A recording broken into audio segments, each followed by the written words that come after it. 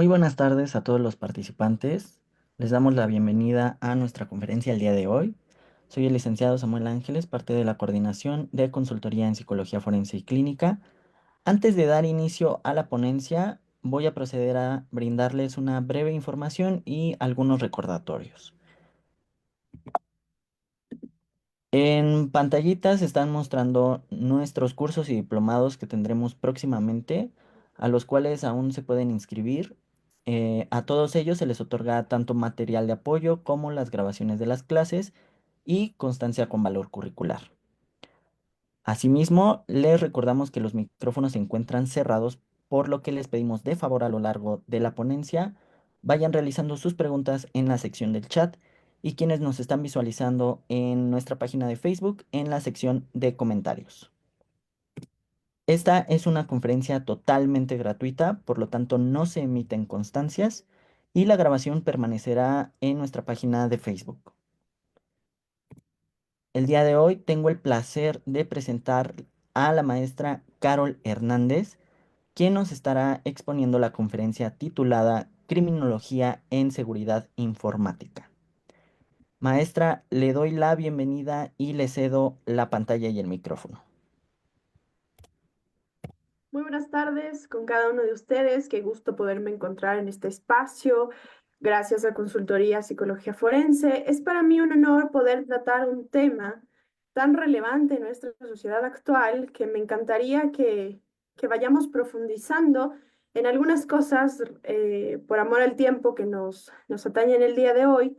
Sin embargo, estaré gustosa y encantada de responder algunas de las preguntas que tendremos en el chat, imagino. La realidad criminológica me ha llevado a mí a poder profesionalizarme en aspectos criminológicos dentro de una carrera añadida a la investigación criminal, a su vez a temas relacionados en maestrías a criminología aplicada y también investigación policial. Por esta misma razón, hemos tenido la oportunidad de trabajar varias veces con temas relacionados a criminología, informática, que son uno de los temas bastante relevantes ahora cuando vemos delitos transnacionales importantísimos dedicados a esta realidad que tenemos ahora mismo. Un segundito mientras, perfecto. La criminología y la seguridad informática, por este mismo hecho, correspondiéndose dentro de algunos años ya como uno de los delitos ocultos por alguna razón, mención. Sin embargo, nosotros nos hemos dado cuenta que también tenemos delincuentes en redes, también tenemos delincuentes en Internet. A veces nos suelen decir, pero no sé si hay delincuentes en Internet. Ahora cada uno de nosotros lo sabemos a la perfección. A veces tenemos gente en escuelas que nos dicen, las escuelas no hay delincuentes. Sí, pero tenemos algunos problemas delictivos que nos llevan a examinar un perfil criminológico. Sin embargo, la respuesta ante los hechos delictivos informáticos, la criminología presenta una esperanza y una salida a nivel jurídico, legal, específicamente estudiado en base al perfil de personas que se han convertido en delincuentes, incluso hasta víctimas dentro de esta red tan grande como es el Internet. Por esta misma razón, hoy quiero compartirles varias y cada una de las cosas que lo hemos tomado como fundamento de este estudio tan importante como es la criminología. Cuando nosotros hablamos de criminología, estamos hablando de una ciencia empírica. Así como es empírica, estamos hablando que es multidisciplinar, qué perfecto que se nutre de la psicología, de la sociología, del derecho, incluso pensando en ramas ya mucho más técnicas criminalística que nos permiten a nosotros estudiar la realidad delictiva. Y qué bueno que ahora a su vez podamos vincular informática a estas realidades, entendiendo como criminología esta ciencia que se encarga como el estudio de la víctima, del delito, del delincuente, del control social, de la prevención, de ver cuáles son las salidas de nivel preventivo que tenemos dentro de la criminología, nos introducimos un poquito más en la realidad informática. Sí es verdad que dentro de la criminología estudiamos estos cuatro entes súper importantes, pero cuando insertamos la parte informática, ya nos vamos por temas de uso de tecnología. Ya pensamos en las famosas TICs. ¿Qué pasa, no? Estoy usando mi ordenador y tengo una cámara web. ¿Será que me ven por la cámara web? ¿Cuál es la estrategia criminal en base al perfil criminológico que tienen algunos delincuentes, algunas personas que están activas en el hecho delictivo informático, que nosotros debemos conocerlo con claridad? Tanto nosotros, entiendo que tendremos personas que están ancladas más a la red jurídica, otros a la red criminológica, otros a la red criminalística. ¿Qué importancia es poder entender el perfil criminológico dentro de informática para darnos cuenta frente a qué estamos tratando, frente a qué hechos delictivos tenemos en nuestra sociedad, a nuestro alrededor, para poder comprender cómo está funcionando? Por lo tanto, aquí vamos a hacer una combinación. Vamos a hacer esa combinación del estudio del hecho delictivo de la víctima, del delincuente, del control social, más estos hechos delictivos, delitos cibernéticos, delitos informáticos. La inseguridad ahora la vemos tan tangible en nuestros estados, en nuestros lugares donde vivimos, y también se ve de manera intangible en este tipo de razones. Obviamente nosotros nos damos cuenta que ha habido un delincuente informático cuando vemos en noticias y vemos que sí, que se robaron tal cosa, que intentaron vulnerar la red del municipio, de la ciudad. Ahí nos damos cuenta cómo esa intangibilidad de la realidad informática puede incurrir en un hecho delictivo gravísimo. Para poder un poco ponerles en situación, en Ecuador, en el año 2022, vulneraron las páginas y el sistema municipal. El sistema municipal abarca sanciones e infracciones de tránsito, abarca multas e impuestos municipales de casas, bienes, viviendas, y aparte de eso, control informático y tecnológico a nivel de cámaras, control comunitario. Todas esas cosas están ancladas a un sistema, a un solo sistema. Cuando vulneraron el sistema, tuvimos casi que de 10 a 15 instituciones que cayeron su funcionalidad porque el sistema se cayó. Entonces, ahí nos ponemos a analizar que evidentemente tenemos un hecho delictivo, que hay que investigarlo, hay que entenderlo, cómo sucedió, cómo pasó, y aparte, saber cuidarnos, saber prevenir cualquier hecho delictivo. Entonces, ahora tenemos unas prevenciones básicas, ¿no? Como, oye, cambia de contraseña de vez en cuando, o de pronto tenemos ahora restringir perfil en Facebook, ese tipo de cosas que son básicas, ya nos vamos a dar cuenta cómo están involucradas en una prevención útil para el desarrollo de los hechos delictivos. Ahora, cuando nosotros tratamos cada uno de los delitos informáticos, tenemos que saber que existen una barbaridad, por llamarlo de manera tan coloquial, delitos cibernéticos. Tenemos ahora el phishing, ¿no? De pronto alguien nos manda por ahí una fotito de un perrito porque nos encanta adoptar animales y nosotros caemos el rato que abrimos la imagen, ya tenemos hackeada la cámara web. Tan fácil como eso, ¿no? Entonces, ¿a qué estamos expuestos? De pronto tenía algunos estudiantes que me decían, profe, ya no voy a tener ni red social, no me voy a conectar ni internet porque es un peligro.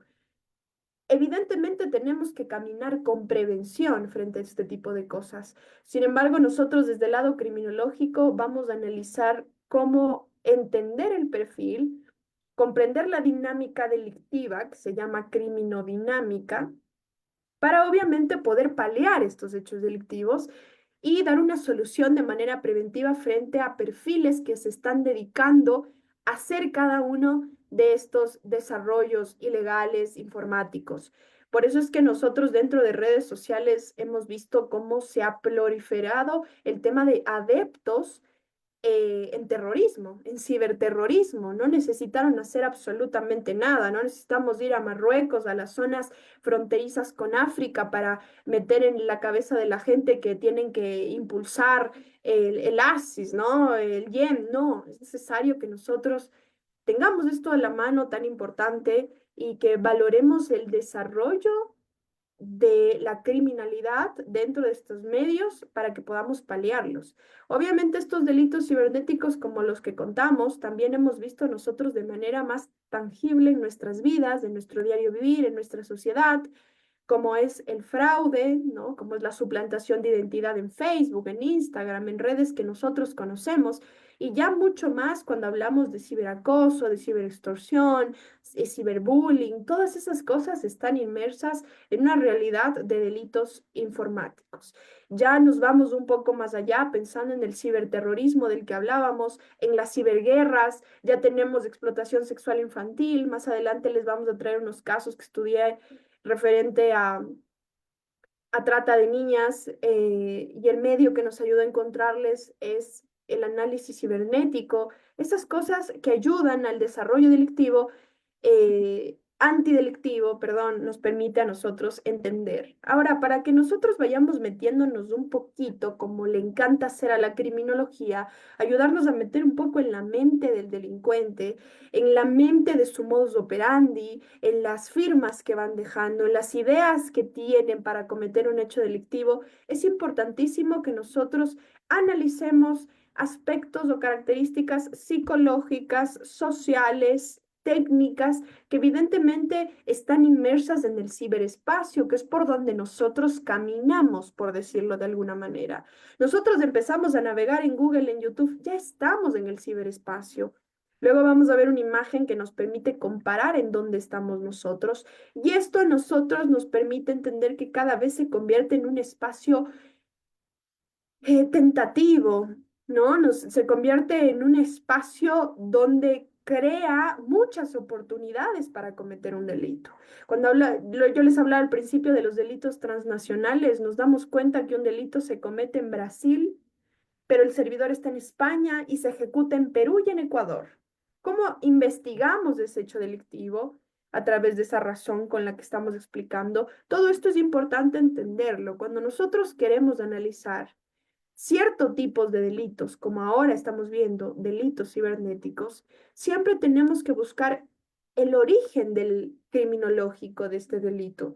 ¿Por qué la gente está cometiendo delitos en Internet? ¿Cuál es la razón? ¿Cuáles son esos factores que suman para que esta gente cree y apunta a un desarrollo delictivo en redes? ¿No? Obviamente, cuando un delincuente va a cometer un delito, primero lo sopesa.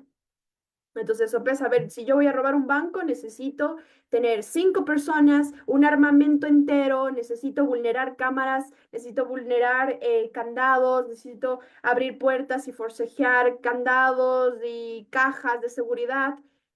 Está muy complicado, pero qué fácil es poder vulnerar una página, un sistema económico de un banco. Nadie me ve, no saben dónde estoy.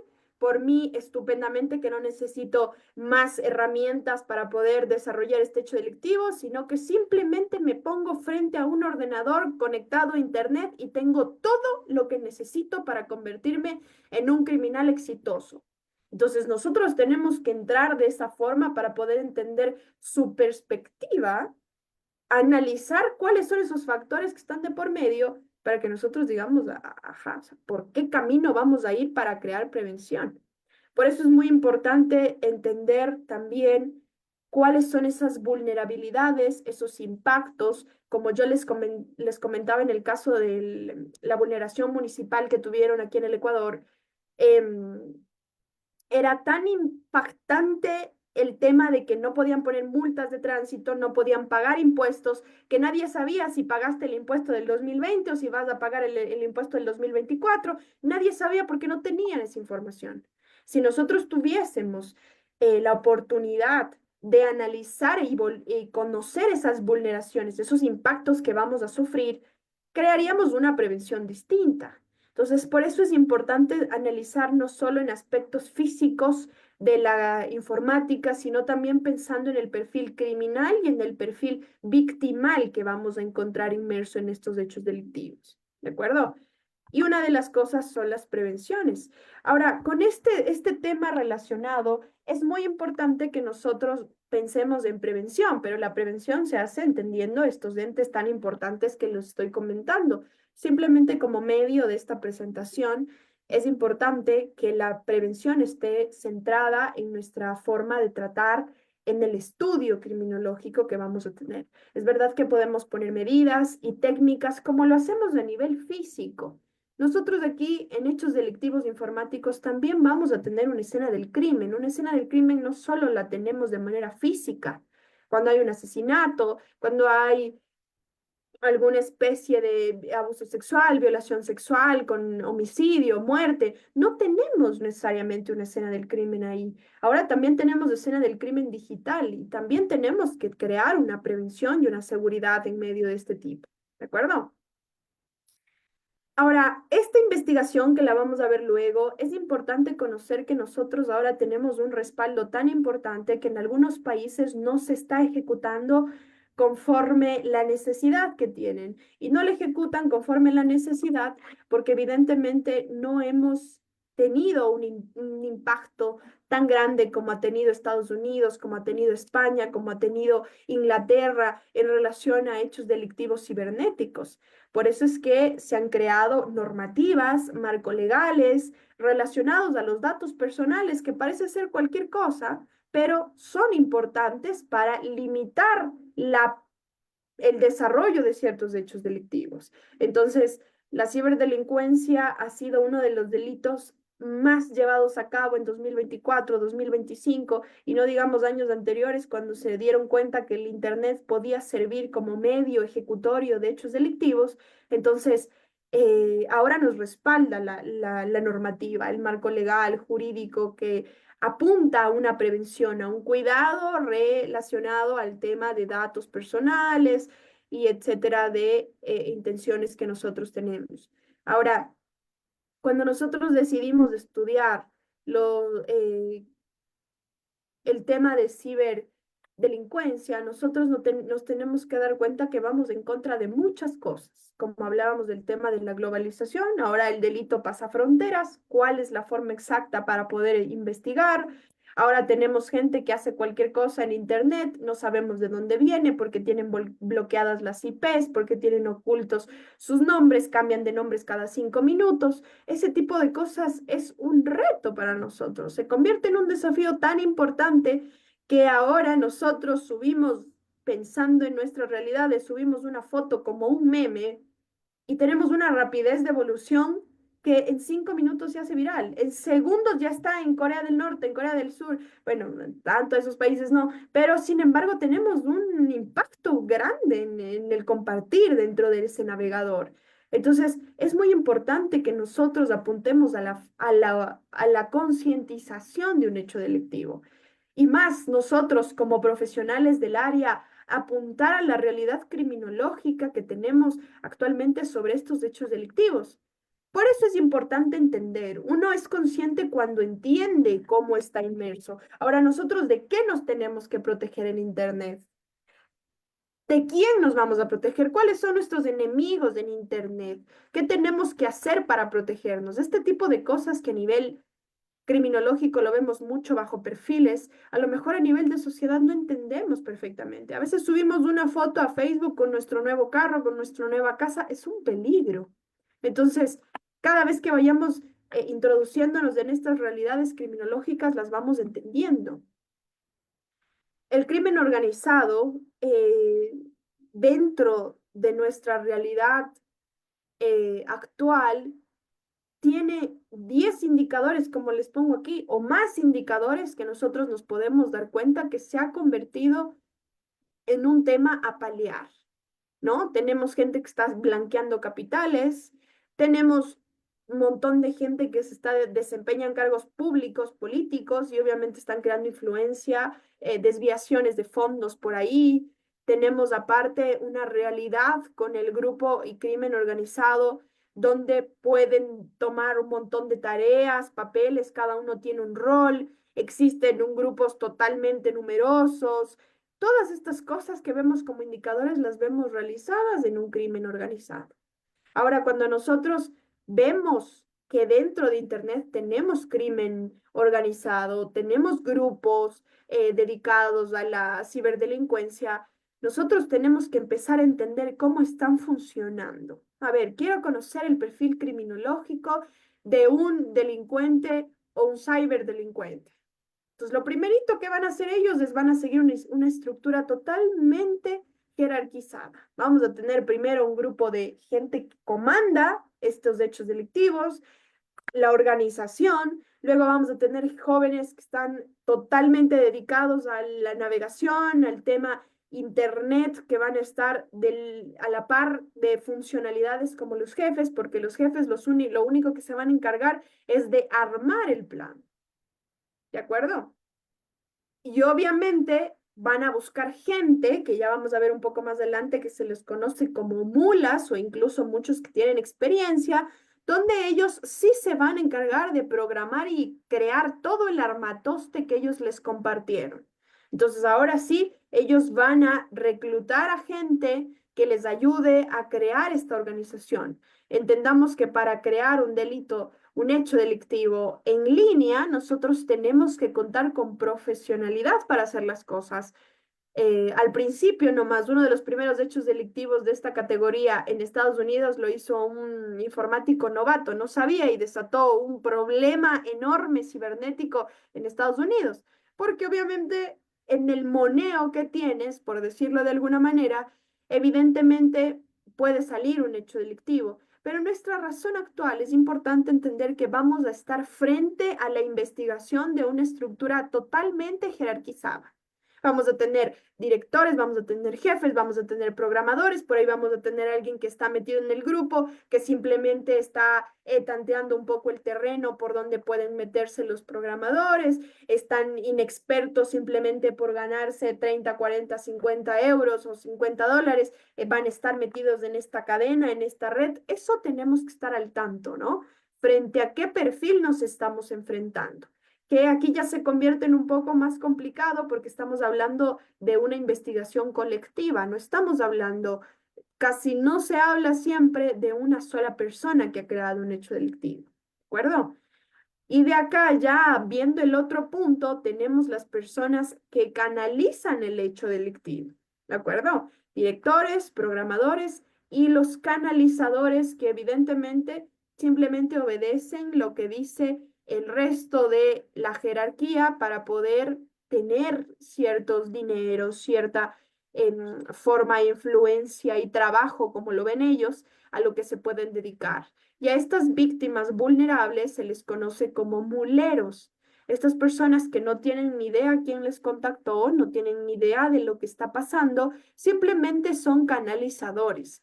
Em, este tipo de personas les importa tener en la organización porque ellos son los que comparten y ayudan en el tema de la movilización económica. Tenemos algunas entidades como Western Union, que algunos lo deben conocer.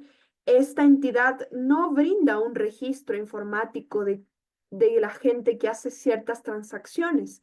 Entonces, puede ser que yo estoy metida en un ciberdelito y le digo, mira, necesito que recojas $50,000 de Estambul. Envíame ese dinero por Western Union para que pueda llegar a Rusia. Entonces, ¿qué hacen estas personas? Toman a muleros, les dicen, por favor, necesito un trabajo, toma ese dinero, recógelo en tal plaza de Estambul y por favor me envías a Rusia. Simple y llanamente eso. ¿A qué nombre? Inventan otro nombre de otro de la organización, envían el dinero, lo reciben y esas personas no saben ni tienen ni idea de lo que hicieron. Simplemente pertenecen a esta estructura criminológica o criminal de ciberdelitos. Entonces, aquí los entes importantes a veces son las mulas, ¿no? Porque no tienen ni idea. Tenemos personas como mulas que evidentemente se encuentran en una situación súper precaria y ahí empezamos con los factores psicológicos, biopsicosociales. Hablamos de grupo de personas que no tienen que comer, hablamos que se encuentran en una sociedad súper precaria, pobres, sin alimentación, sin empleo, sin comida, ese tipo de cosas les hace tan vulnerables para convertirse en víctimas de esto y al final terminan siendo delincuentes. Como yo les mencionaba con anterioridad, ellos no saben que están siendo delincuentes. Y así se ha llevado a cabo muchos casos, como es el scam, que empezaron a hacer estafas en Internet. Entonces, las mulas simplemente empezaron a enviar los nombres, a decir, sí, se contactó conmigo tal persona para la venta de un producto, yo les doy su número, pero el resto se encargaba de hacer el resto del trabajo. Entonces, este tipo de cosas son importantísimos. Dentro de estos grupos les exigen a las mulas que les den un certificado de antecedentes penales y que obviamente les presenten un documento donde van a poder recibir el dinero que les van a pagar. ¿Por qué es importante que conozcan si tienen un pasado delictivo? Porque si han tenido un pasado delictivo, ya son un poco más conscientes de las estrategias criminales, entonces se van a dar cuenta de manera inmediata que están inmersos en el desarrollo de un hecho delictivo, entonces no van a aceptar. Por eso es muy importante que hagamos esto, ¿de acuerdo? Evidentemente, todos estos puestos que están en estas organizaciones, Internet hace posible su conexión. Ya no necesitan ir a buscar a un pueblo precario que les ayude a alguien, eh, secuestrarlo de alguna forma para que se dedique a trabajar en la organización. Simplemente Internet, que es su conexión más puntual, más fuerte para tratarlo. No necesitan absolutamente nada más. Cuando nosotros hablábamos de encontrarnos protegidos, tenemos que saber que exactamente hay que tener absolutamente conciencia de cuáles son esos datos tan importantes que nosotros tenemos como personas actualmente. Mi nombre es importante, mi número de identidad es importante, mi número de teléfono es importante, donde vivo es importante, mi iris es importante. Ahora en Ecuador hay el tema de una realidad delictiva de este tipo, donde te pagan una cantidad mensual si te dejas escanear el iris. Y obviamente compartes tu número, tus datos, tu correo, donde vives, absolutamente toda esa información. Y te pagan mensualmente por dejarte escanear el iris. Entonces, este tipo de cosas, nosotros nos damos cuenta que los datos personales son súper importantes y por eso es súper gráfica, entendible, comprensible la ley de protección de datos, porque estamos frente a una realidad criminal que tenemos que proteger este tipo de cosas. Uno de los medios preferidos de actuación del ciberdelito son los correos electrónicos, ¿de acuerdo? Así hemos tenido delincuentes a nuestro lado que han generado un caos económico en empresas por enviar un correo electrónico fraudulento, por recibir phishing dentro de esto, todas esas cosas que nosotros vemos como normales en los correos electrónicos, para estos grupos organizados se convierte en una realidad que esto les va a permitir poder llevar un poco más allá, una milla más allá sus hechos delictivos. ¿Para qué quieren llegar una milla más allá? Evidentemente porque quieren y en su mente está la idea de controlar el mundo en estas cosas. Entonces, mientras más controlan, más dinero tienen y evidentemente frente a este nivel de correos, nosotros vamos a tener cadenas de correo que nos reenvían, de pronto te envían una cadena de video, centro comercial, me invento, o Supermaxi, te envía un bono de $15,000 para que lo reclames en todo el año y no tengas que hacer tus compras en supermercados, sino que aquí tienes todo gratis. Entonces, nosotros, como estamos tan atentos de esas realidades y beneficios que tenemos como personas, inmediatamente nos anclamos a esta estafa, esta forma de fraude. Por eso es que el correo electrónico se ha convertido en uno de los medios preferidos para estas personas. Así también tenemos perfiles falsos de Facebook. Ahora tenemos más gente que empieza a publicar en las redes. Si alguien les contacta, por favor, no soy yo. Suplantaciones de identidades. Empezamos a ver que nuestro teléfono nos llama gente que nunca hemos conocido, que no sé cómo tienen nuestro número. Todas estas cosas tan importantes, hasta incluso para que tengamos una idea de cuán importantes se convierten los correos electrónicos, que los correos son vendidos a empresas para obtener cierto beneficio de cada uno de estos correos. Entonces, si se comparte 1 millón de correos, puede ser que ese millón cueste entre 300 y 800 euros comprar correos electrónicos para hacer uso de esa información. si obviamente nosotros vamos a compartir por vender correos electrónicos, me voy a inventar algunos correos electrónicos, pero lo que quiero es vender y evidentemente habrán falsas, pero a ellos no les importa, a ellos les importa obtener aquí. Entonces, frente a una de estas posibilidades delictivas que les comento, como es el tema de correos electrónicos, tenemos ya un modus operandi. El modus operandi dentro de criminología es el desarrollo delictivo de una persona. ¿Cómo lo va a hacer? ¿Cómo a nosotros nos van a enganchar en una red en línea que no hay presión social, no hay palabras bonitas mientras te está vendiendo algo? No, sino que necesitan saber cómo ese modus operandi puede enganchar a la gente en hechos delictivos. Entonces, uno de los ganchos son atractivos, ya obviamente están tan plagiadas las páginas que nosotros vemos como las páginas de banco totalmente iguales a las que siempre recibimos. Por ahí tenemos evidentemente que te llegan de lugares que tú conoces, está en tu idioma, es algo que tú has estado buscando porque están haciéndote un seguimiento. Todas estas cosas es la forma en la que ellos van operando para ejecutar este hecho delictivo.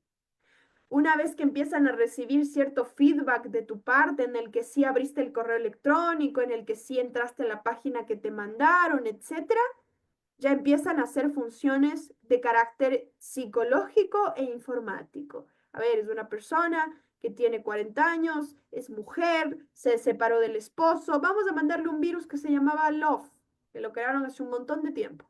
La gente está desesperada por encontrar el amor de su vida. Vamos a crear un virus que se llame Love. Vamos a enviar correos electrónicos diciendo, encuentra el amor de tu vida. Estás a tiempo. Yo te ayudo a encontrar el amor de tu vida. La gente solo por probar, al momento que ingresaban en esa página, te hackeaban cámara web, te hackeaban datos personales, robaron un montón de cuentas y robaron un montón de imágenes para la pornografía infantil en la red oscura. Entonces, este tipo de cosas a nosotros sí nos hacen pensar que los modus operandi están totalmente centrados en una idea criminológica estudiada con factores de por medio para poder ejecutarlos, porque si no hacen un estudio, no van nunca a crear un desarrollo delictivo de esta manera. Aquí tenemos el caso que más o menos hablábamos, hubo otro caso, como es en MoneyGram también, que no hay rastro de los envíos que tú hagas. Obviamente en este tema no van a hacer y a desviar cualquier concepto de transferencia. Como se desarrolla el hecho delictivo tan oculto, tan cerrado, entonces empezamos a cambiar nombres, empezamos a cambiar números, empezamos a hacer transferencias pausadas para que no exista ninguna entidad que lo pueda detectar. Y así, evidentemente, estas cosas van a ir impulsándose para personas que no tienen capacidad económica estable, van a ser para personas que necesitan, obviamente, vivir de algo, incluso personas que por la buena fe van a querer ayudar a otras personas simplemente. Aquí nosotros tenemos uno de los casos muy conocidos en España, que lo llevamos entre el 2006, perdón, y el 2007, donde una persona accedió a y pertenece a un grupo organizado que le dijeron, necesito exactamente que empieces a crear cuentas bancarias. Simplemente crean Carol Hernández, Vanessa García, Jorge Andrés, empiezan a crear un montón de cuentas, ¿no? Y evidentemente por compartir aquello, empezaron a desviar fondos. Ciertas personas contrataban para hacer blanqueos de dineros de diferentes tipos, enviaban dinero a una cuenta o un destinatario, luego lo movían, luego lo cambiaban. Estas cosas que solo se necesita hacer cuando estás manejando un grupo organizado, ellos lo dieron solución a través de una persona que se convirtió en una mula. Él pensó que estaba trabajando para un banco y que yo como banco le estaba dando los nombres de las personas que tiene que crearlos. Entonces, para él era algo totalmente nuevo, o sea, era un trabajo honesto, no tenía nada que ver, simplemente él recibía y enviaba sin problema todo lo que le comentaban. Entonces, aquí nosotros ya tenemos un perfil de mula. Para poder entrar al perfil de mula, nosotros en la investigación es uno de los primeros enganches que hacemos, porque esa persona nos va a contar todo cómo funciona con naturalidad. Para él no es un delito, para él es un trabajo. Entonces, es muy importante conocer estas realidades. Aquí también otro de los casos dentro de un tipo de estafa que hemos trabajado mucho en España es el tema de las cartas nigerianas, que la gente en España ya lo tomó tan normal ahora que cuando hacemos alguna investigación dice, pero si me llegan como 3 veces al día cartas nigerianas. Cartas nigerianas relacionadas a necesito que me ayudes a cobrar una herencia, pero primero necesito que me des dinero para poder solicitar el documento donde me aparece que dice la herencia. El tema del príncipe africano que fue muy conocido, necesita, el príncipe está totalmente inmerso en una situación de riesgo, necesita sacar todo su dinero del país, danos tu cuenta para poder depositarte ahí el dinero y que tú nos ayudes. La gente cae, queridos, la gente cae en estos hechos delictivos. Y obviamente se han llevado cuentas bancarias, números, dinero, todo lo que tienen ahorrado en sus cuentas. Aparte de eso, vulneran la información de su casa y de ellos. Ya tienen varios beneficios con todos los datos personales que han obtenido. E incluso como dentro de los correos electrónicos y dentro de todas las informaciones y redes que nosotros tenemos nombre de las casas, tenemos qué carros tenemos qué placas tenemos. Por lo menos ahora veo en redes sociales que por lo menos cubren la identificación del coche, pero tampoco sigue siendo una manera de prevención. Entonces, este tipo de estafas están tan inmersas que es alguien de las que también nos tenemos que proteger. Este es simplemente un ejemplo de lo que les estoy contando. Por ahí tenemos una carta nigeriana de Burkina Faso que nos empieza a decir que tiene 10 millones ahí, que le ayude a conocer la cuenta para que pueda transferirse, para que pueda obtener el dinero. Vemos que simplemente es un documento que no tiene nada, simplemente es un correo electrónico corriente, que si nosotros vemos, no veo nada de ningún tipo medio fraudulento, puedo acceder, ¿de acuerdo? Aparte de esto, esto simplemente les pongo en la diapositiva como ejemplos, como ha pasado con una viuda que necesita conocer la fortuna de su esposo, un caballero que está a punto de morir también, un soldado de Irak, que esas son las formas que nosotros a través de la investigación hemos conocido que utilizan para desarrollar estos hechos delictivos, ¿cierto? Incluso venden un montón de cosas, donde te piden fotos, donde te piden, y al final te piden una foto para poder poner ese dinero a tu nombre, con tu correo, con tus datos personales, y al final esas fotografías la utilizan en burlas, ahora en montajes con la inteligencia artificial, y estas cosas están de por medio. Así también tenemos otro de los casos muy conocidos, un empresario, en este caso abogado, tenía un montón de dinero y le llegó un mensaje donde quería poder obtener el dinero que se encontraba en Venezuela. Obviamente todo esto se creyó, puso en las manos de un abogado, que luego nos contactamos con él, todas estas cantidades y eso pertenecía a un tema de estafas. Y al final, cuando le dijeron tienes que enviar $15,000 a esta cuenta para poder recuperar todo el dinero que teníamos de este empresario, entonces la persona aceptó y al final perdió los $15,000. Entonces, eso simplemente como una forma de presentarles a modo de ejemplo este tipo de realidades. Nosotros no podemos entender esto como una investigación inmediata. Esto requiere que criminológicamente, criminalísticamente, hagamos una investigación de manera tan profunda, porque nosotros tenemos que entender que estamos frente a organizaciones no pequeñas, enormes, gigantes, que van variando, van cambiando, de pronto tienen un nombre, de pronto van con otro nombre, de pronto hay unos cambios enormes que la investigación varía cada segundo que nosotros damos la vuelta en la investigación. Por eso es muy importante entender cómo están funcionando. Y en estas realidades de cómo están funcionando, nosotros tenemos la Deep Web, ¿no? Esa web oscura, web profunda, web oculta, la que nosotros no vemos. Dentro de esa realidad que nosotros no vemos, no entendemos, tenemos gente que está grabando muertes, tenemos gente que evidentemente hace ilegalidades como tráfico de cuerpos, tráfico de órganos, tráfico de niños, todo lo que ustedes imaginen a pornografía infantil, de la manera que ustedes quieran verlo. Tenemos una barbaridad de hechos delictivos en medio de esta red oculta, dentro de esta deep web, en la que este tipo de perfiles deben tener una forma muy oculta de manejarse, por eso es que cambian sus nombres cada 5 minutos. Para poder ingresar en uno de estos lugares necesitas em, tener una invitación, porque no solo puedes entrar tú de manera directa a estos grupos, necesitas que alguien incluso añada esto. De hecho, una de las redes más conocidas eh, dentro de la Deep Web es el navegador Tor. El navegador Tor nace como una oportunidad de Estados Unidos para investigar qué se daba en la Deep Web. Entonces, las fuerzas de Estados Unidos crean este programa, esta forma de buscador, ingresan a la Deep Web absorbió a la red Tor, la absorbió por completo porque se convirtieron en un ente como espía en la Deep Web. Se dieron cuenta, ya dejó de funcionar, toda esa estructura tan grande e importante que crearon en Estados Unidos se pasó a manos de la Deep Web. Ahora la Deep Web controla la red Tor, entonces no se pudo con esa investigación para que más o menos analicen cómo está de por medio estas realidades.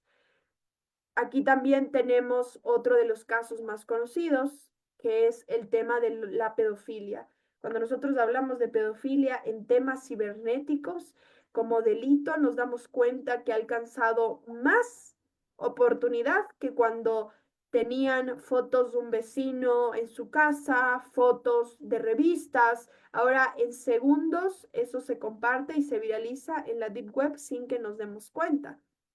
Aquí tenemos un perfil criminológico de pedofilia, como son padres incluso, que son a veces los primeros entes de compartir, a veces a los propios padres les dicen, si me mandas 50 fotos de tu hija desnuda, te pago 10 millones de dólares. Los papás aceptan. Entonces, este tipo de cosas están inmersas en un perfil criminológico que lo tenemos que estudiar. En ese mismo sentir encontramos a tutores, a profesores, a entrenadores, a instructores de cualquier tipo que se dedican al hecho delictivo dentro de la realidad de pedofilia. Tenemos también que dentro del perfil criminológico hay también personas como turistas sexuales, la gran mayoría son hombres, siempre pensando en una clase social. Antes se decía que las personas, el perfil criminológico investigado con anterioridad a la pedofilia, hablábamos que se trata de un grupo de personas de clases sociales bajas, que son las que estaban buscando oportunidades en ganarse cierto dinero por compartir una imagen. Ahora ya no pensamos en clases sociales. Ahora este tipo de delitos, todos los delitos cibernéticos han pasado las mallas de clases sociales, económicas y culturales. Ahora no importa. Ahora tenemos gente con una culturalidad súper alta, con una clase social súper alta, con tal poder económico que comete este tipo de delitos de la misma manera que nosotros podemos encontrar. Para crear una especie de prevención también tendremos que entender la tipología. Antes hablábamos que casi todas las chicas, las niñas, podían ser víctimas predominantes en temas pedófilos, de pederastas también. Sin embargo, ahora tanto niños y niñas están exentos a cualquier caso pedófilo que se encuentre en el lugar donde están. Evidentemente, el rango de edad se sigue permaneciendo en el tema de perfil criminológico porque estamos hablando que en esta fase puberta, en esta fase adolescente, evidentemente nosotros podemos entender y comprender cómo pueden ser convencidos por aquellas cosas. En esta misma realidad, nosotros tenemos varios ideales a nivel criminal, como son el tema de los agresores. Cada vez los agresores van cambiando más su perfil. No, al principio no podías entender cómo una madre puede vender el cuerpo de su hija, pues ahora ya se entiende. Ahora el agresor se da cuenta que las niñas no se van tan rápido, no se convencen tan rápido. Entonces lo que hace es buscar un entorno más fácil, ver de qué forma puede enganchar, ver de qué forma puede ocultar las cosas para que las niñas decidan irse con él o con ellos como grupo. Entonces, en cada una de estas cosas nosotros tenemos que comprender cómo funcionan y entender cada uno de estos perfiles en las que nosotros vamos a analizarlas. De existir factores de riesgo, ahora nosotros estamos inmersos a un montón de cosas, porque nosotros vamos al médico, el médico sacamos cita por internet, sacamos cita por teléfono, aparte de eso, si queremos ir a un restaurante, buscamos en el teléfono, no sabemos por dónde ir, vamos al GPS, que nos lleve al lugar que vamos. Este tipo de cosas cada vez nos acerca más a la tecnología, nos hace dependientes de la tecnología y no está mal, porque lo necesitamos actualmente. Yo no me movilizo en mi coche si no es con GPS porque no sé dónde estoy, no me ubico del lugar en el que vivo, entonces necesito el GPS. Pero evidentemente esto no quiere decir que se convierta en un problema, sino que debemos caminar con prudencia sobre estas cosas. ¿De acuerdo? En este caso que les comento de Malte, es una compañía telefónica que pidió todos los datos relacionados a Alemania y ellos le enviaron toda la documentación que tenían de los últimos 6 meses y ahí tenían un montón de correos, un montón de mensajes, un montón de números de la gente y la gente empezó a recibir amenazas, empezó a recibir virus a sus teléfonos, les hackearon los perfiles, les robaron cuentas bancarias, hackearon cámaras web y mandaron un montón de pornografía a, a redes pornográficas de la Deep Web. Todas esas cosas nosotros las consideramos dentro de este tipo de delitos. ¿De acuerdo? Esto simplemente por tema tiempo no lo vamos a tocar para ir pasando un poco rápido. Tenemos ahora tantas aplicaciones que nos permiten comprar, tenerlas en nuestro teléfono y eso permite que la propia navegación del teléfono tenga en cuenta nuestra ubicación, tenga en cuenta nuestros datos personales. Ahora pagamos desde internet, hacemos transferencias en internet. Todas esas cosas nosotros tenemos de nuestra desventaja. Sin embargo, tenemos que ser pensantes con estas estrategias que nosotros tenemos. Ustedes van a Google Pay o de pronto van a comprar alguna aplicación que no cuesta, simplemente se la quieren descargar. Hay aplicaciones gratis. Te ayudamos a bajar de peso gratis, que fue uno de los booms del desarrollo de hechos delictivos a nivel plataformas, como es el caso de Google Pay, donde tú te descargabas una aplicación para bajar de peso y ponías todos tus datos, dónde vivías y todo el tema y te daban los ejercicios. Ahora en esta realidad que nosotros estamos, nada es absolutamente gratis. Y si algo es gratis, hay que preocuparse, hay que pensar, a ver, esta aplicación es gratis cuando queremos meternos ahora en la inteligencia artificial y queremos que nos ponga el pelo rubio, ese tipo de cosas también nos hace exentos de hechos delictivos porque están teniendo mi cara, se están guardando mi ubicación, se están guardando quién soy, se están guardando mi perfil, porque para registrarte lo único y sencillamente que necesitas es el correo electrónico. Y ya vimos que con correo electrónico ganan mucho y tú pierdes demasiado. Entonces, estas estrategias empresariales nos hacen analizar un poco a través de la criminología. Así también tenemos otros temas como es el war driven, que utilizaban hackers el momento en el que planeaban toda la ciudad con GPS, enviaban conexiones a redes Wi-Fi. Entonces, cuando se te conecta alguien a tu red Wi-Fi, puede obtener la conexión a tu ordenador, a la conexión al ordenador de todos los que están conectados a la misma red. Esto pasó mucho en cada uno de estos puntos. Así también, ya para ir terminando, para que tampoco nosotros nos llenemos de tanta información. Yo sé que esto es muchísima información y me encantaría darlos más desmenuzado y que podamos ir entendiendo cada una de estas cosas. Sin embargo, mi interés es que podamos analizar que dentro de estas redes sociales, dentro de la navegación que nosotros tenemos, con cada una de las cosas que valoramos, vamos a encontrar cierta tentación de los delincuentes y nosotros nos vamos a encontrar como víctimas en medio de esto. Los ciberdelitos necesitan que se paleen de una manera criminológica, necesita que exista una forma de investigar consciente, estratégica, evidentemente como lo hacemos en una evidencia física, en una escena física que nosotros tengamos. Cuando vamos a una escena física tenemos por ahí indicios que dejó el autor, tenemos indicios de la víctima, tenemos indicios de la propia escena del crimen. Ese tipo de cosas nosotros tenemos que comprender que no estamos exentos de cada una de esas cosas, sino que estamos básicamente dentro de esa realidad con la que nosotros contamos. Ahora mismo yo les estoy compartiendo en pantalla un mapa de ciberamenazas. Este mapa de ciberamenazas nos presenta cada segundo cuántos ataques recibe cada país. Aquí tenemos a cada uno de los países que ustedes imaginan, de cada uno del tipo de vulneración que tiene. Por ejemplo, aquí tenemos a uno de los países que nos apunta, que es Rumanía.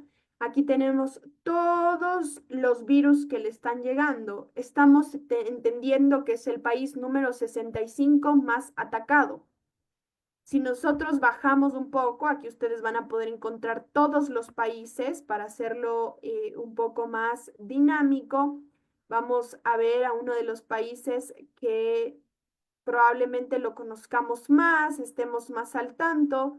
Vamos a buscar a México, por ejemplo. México es uno de los países en una posición número 12 en recibir ataques cibernéticos. Recordemos que esto, siendo tan transnacional, nos permite entender cada segundo cómo reciben amenazas en sistemas, en plataformas, en redes, en estafas, en falsificaciones, en absolutamente todo lo que se hace a cada uno de estos puntos. Este mapa es tan ejemplificativo porque nos permite entender qué tipo de vulneraciones tenemos. Si nosotros tuviésemos más tiempo, nos meteríamos más en estas realidades. Sin embargo, aquí tenemos ciertos ataques por segundo, tenemos, vamos variando, tenemos 15.000 ataques, en México teníamos 1.500 ataques por segundo simplemente de un solo tipo. Aquí tenemos ataques, como les mencionaba, a los sistemas, al gobierno, a los municipios, a las redes. Todo esto que acabamos de ver en pantalla simplemente es por donde viaja cada una de estas amenazas que recibimos.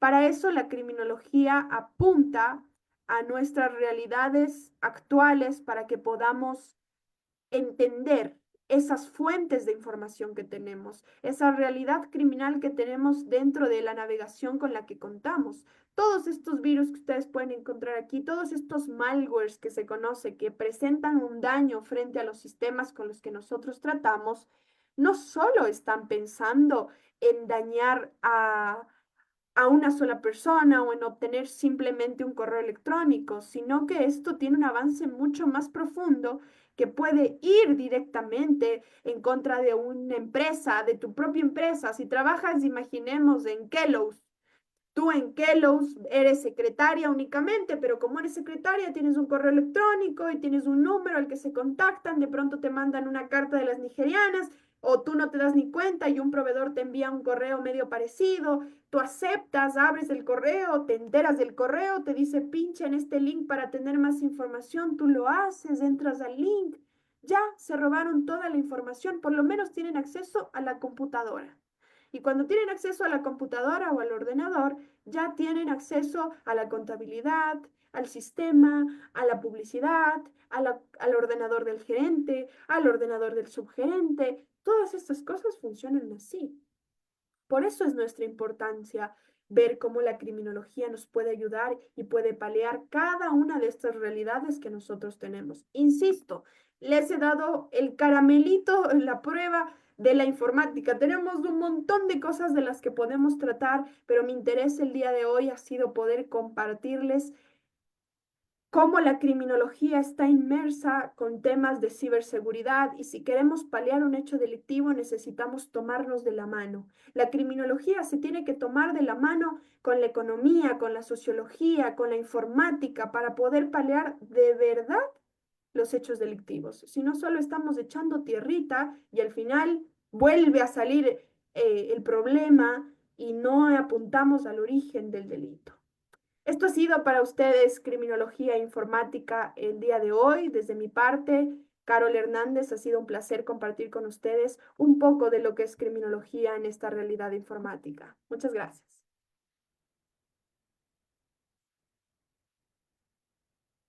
Al contrario, maestra, muchísimas gracias. Tenemos una preguntita y todavía tenemos tiempo. Nos dicen cuál es el estado actual a nivel institucional para poder afrontar este tipo de delitos desde su experiencia. Dentro de nuestra realidad ahora mismo, como les explicaba al principio, tenemos una falta de conciencia de cómo funcionan los hechos delictivos que no empieza solo en nuestra sociedad y culturalidad, sino que tenemos desde las autoridades principales una falta de conciencia estatal, cómo funcionan y se desarrollan cada una de estas cosas y perfiles. Nosotros contamos desde el Convenio de Budapest, desde el 2004, una normativa legal que a nosotros nos permite entender y manejar datos informáticos, temas relacionados a prevención, análisis forense, anclados a temas de estudio criminalístico como de ordenadores, análisis de evidencia, análisis si de pronto llegas a una escena del crimen y encuentras unas USB, por ejemplo, cómo se procesa cada una de estas cosas, ya lo tenemos hace años. El problema es que no podemos ejecutarlo justamente porque no tenemos 100% de conocimiento de esto. Tenemos peritos en el área, expertos en el área, muy poquitos. Sin embargo, aquí en Ecuador, por lo menos, funciona de una manera diferente. Existe la normativa, ¿no? Pongamos, el artículo 535 dice que la ley de protección de datos hay que tener cuidado con esto, con esto, con esto, pero no existe un reglamento, es decir, que nos cuentan el problema, pero no nos cuentan el proceso. Entonces, esa es nuestra ausencia de paliar actualmente en nuestro país la realidad cibernética. No podemos paliarla porque no tenemos profesionales y no conocemos el proceso 100%.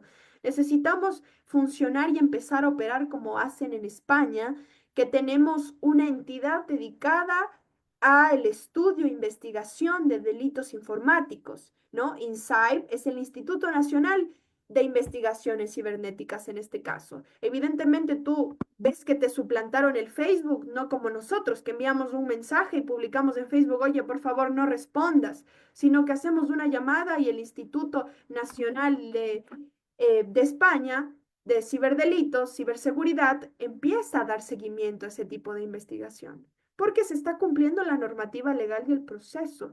Ahora, en países latinoamericanos, poniendo como uno de los primeros Ecuador, nos hace falta conocer eso, nos hace falta aplicar normativa totalmente diferente. En la normativa legal de Ecuador dice que debe haber una persona que controle la seguridad de los datos personales. No tenemos departamento de datos personales en Ecuador. Entonces no podemos paliar ni siquiera por iniciar el tema de la normativa. Entonces, ahí es una de las debilidades que nosotros tenemos y contamos. Ok, justamente en ese mismo tenor nos preguntan si existen políticas públicas sobre este tema. Existir políticas públicas en delitos, en hechos delictivos de manera ciberespacio, existen, Convenio Budapest, normativa a nivel datos personales, normativa de delitos cibernéticos, análisis forenses de delitos cibernéticos. Esto es existir, pero no hacerlo. Y lo mismo sucede no solo en hechos de carácter de ciberdelitos o en el ciberespacio, sino lo mismo sucede cuando hablamos de delitos físicos. ¿No? Hablamos de un delito físico a nivel asesinato. Tenemos una investigación de un hecho delictivo tipificado como un asesinato, empezamos a investigar, tenemos una víctima que no tenemos evidencia, que no sabemos cómo analizar cada uno de estos detalles delictivos, entonces como no sabemos, archivamos, o como no conocemos el protocolo, lo ponemos como lo que hemos conocido siempre. Hemos tenido casos en el Ecuador que se trataba de un hecho delictivo em, totalmente enfocado en una intoxicación por químicos por falta de el cumplimiento de normativa de una empresa. Los detalles de criminalística decían que estas personas habían muerto por un asalto, que había llegado alguien y los había matado. Este tipo de cosas como que la vivimos en hechos físicos, también las vivimos en hechos dentro de de la ciberseguridad, de la falta de ciberseguridad. Entonces, evidentemente existen las políticas, están puestas las políticas, el tema es que no se cumplen las políticas porque no hay recursos y no hay medios.